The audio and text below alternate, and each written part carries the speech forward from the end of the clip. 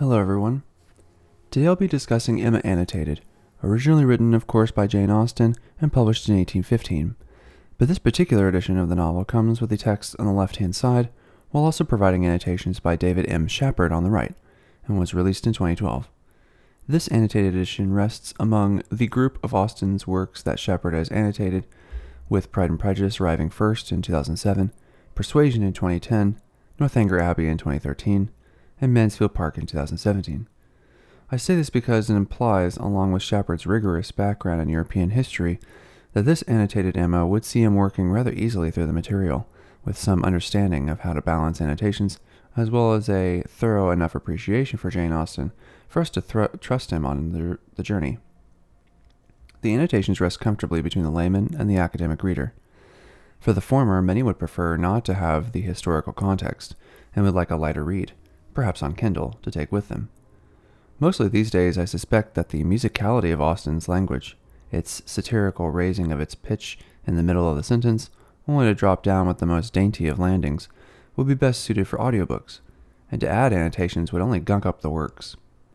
For the latter academic reader, many undergraduates and graduates might find themselves a bit disappointed with the tepid historicism, preferring some Marxist interpretation of use value and exchange value, for instance, or the psychoanalytic rationale for Emma as matchmaker, as I discussed in my previous review about the Audible original drama.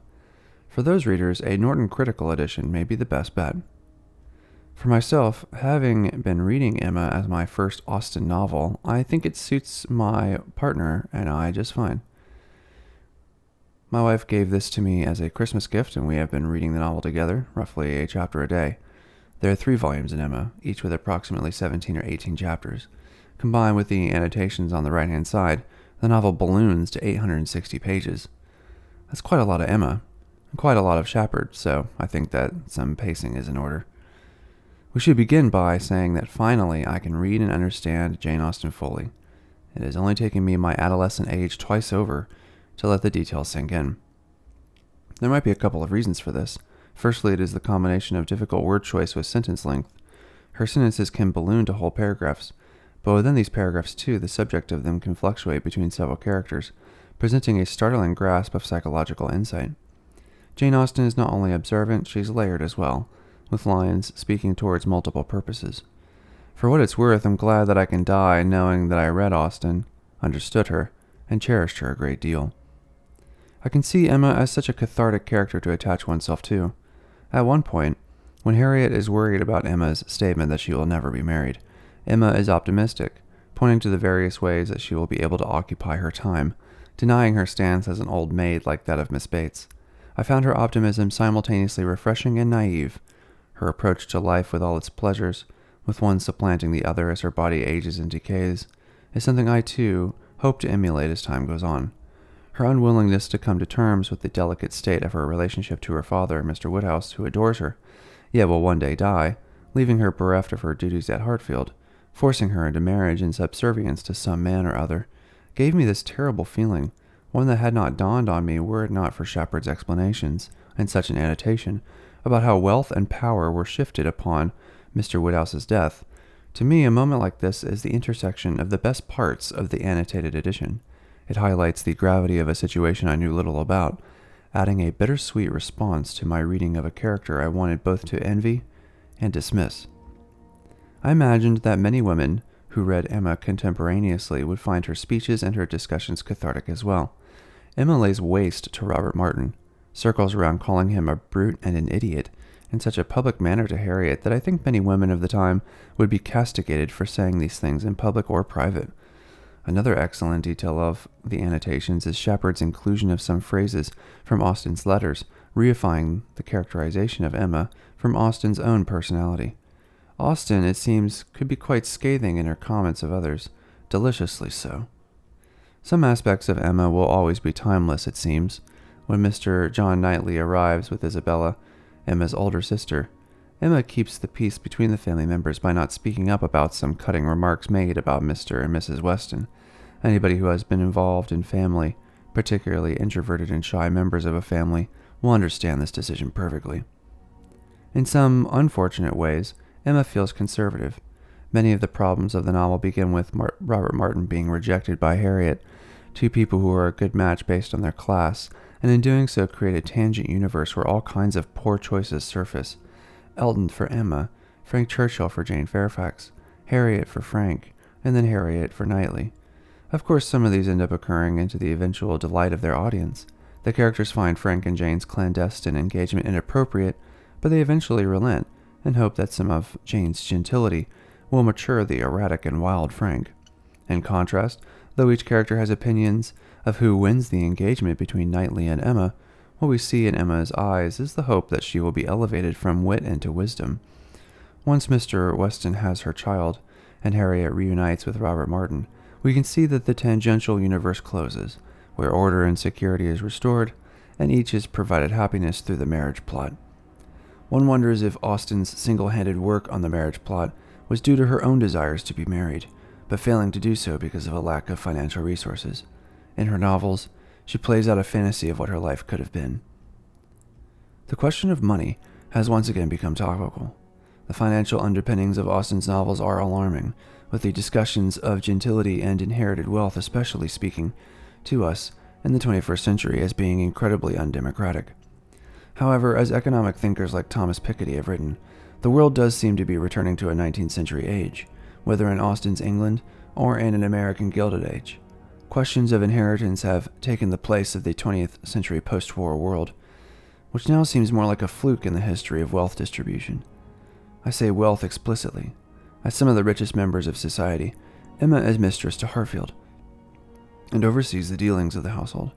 One annotation told us that the cost of material goods was high, but costs for labor rather low, so that even lower-class families tended to have some form of servant for labor.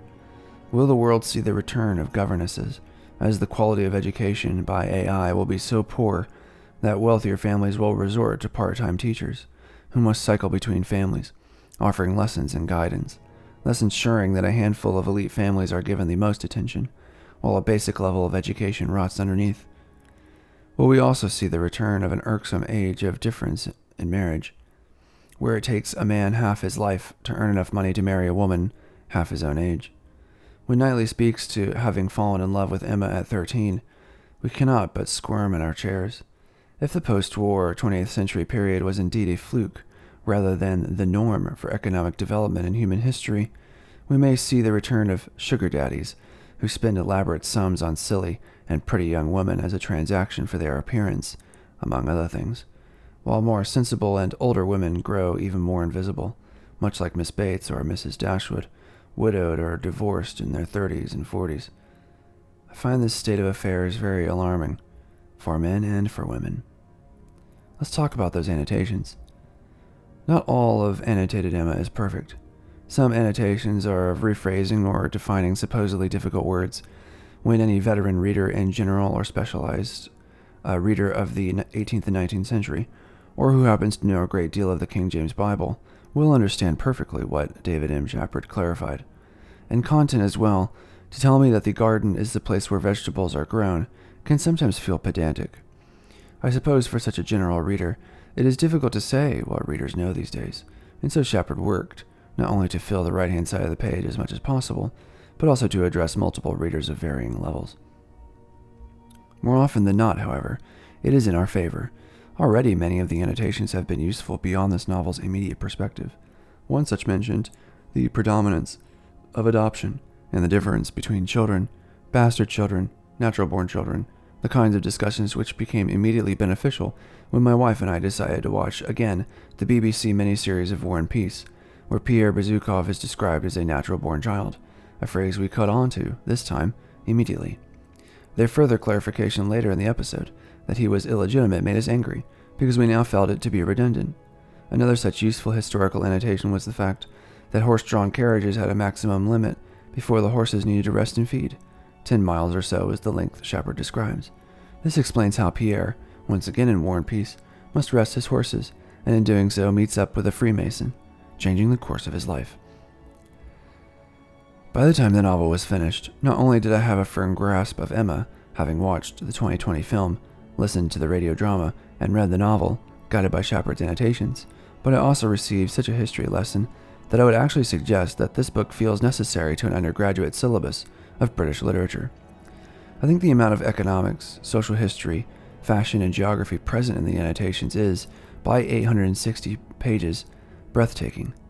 I think the book would do wonders for any precocious reader thinking of spending a great deal of time in the humanities for their undergraduate education. If for some reason the massive shaking ground beneath them of the dwindling numbers in English departments does not scare them, Emma Annotated would be an interesting second step. That being said, I think I gained a lot from an adult's perspective on Emma. As of this moment, Emma is a top novel from my time in the 19th century, beating out War and Peace and Anna Karenina for saying more with less, beating out Vanity Fair for a more grounded tone and for being a little more gentle with her characters, less biting and sardonic. Due to my own personal afflictions, it did not win out over Leaves of Grass or Moby Dick, nor did it find itself able to leap over Madame Bovary, which is so meticulously written, polished to such a high sheen that a viewer is blinded by its reflection. Still, in my eyes, this is a resounding victory. The 19th century, the time where the novel's place was confident and assured, to be a top novel is especially fantastic. I loved Emma. The dramatic irony gained from knowing the story beforehand, by seeing the recent film adaptation and listening to the radio drama, gave the story a distinct pleasure. The best aspect in finally reaching the novel is in the phrasing by Austen that adds decoration to many of the core arguments. You get a lot from adaptations, this is true, and I think for many people who do not like to read, but want the pleasure of a period piece, this is enough. But for those who crave the density of psychological experience, Emma is peak literature. Thanks for listening.